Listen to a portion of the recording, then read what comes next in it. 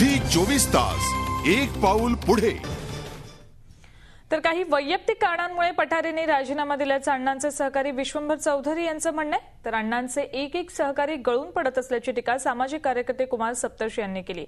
या दोघांशीही आम्ही दूरध्वनीवरून चर्चा केली होती। ऐकूयात त्यांनी काय सांगितलं।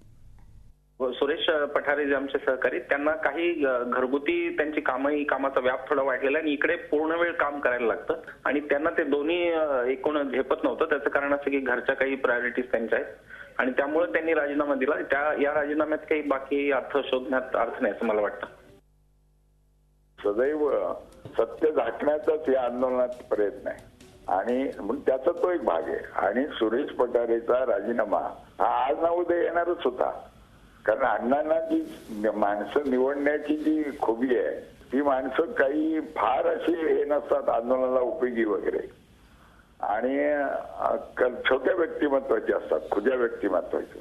अण्णांचा सुरेश पठारे हा जवळजवळ 15वा-20वा माणूस असेल अण्णांनी काढून। केजरीवालनी सुरेश पठारेंना वेगळ्या मार्गाने ताब्यात घेतला असेल। 5 लोकांना जर राखता नाही आलं तर देशाला तुम्ही काय पटवणार। झी 24 तास एक पाऊल पुढे।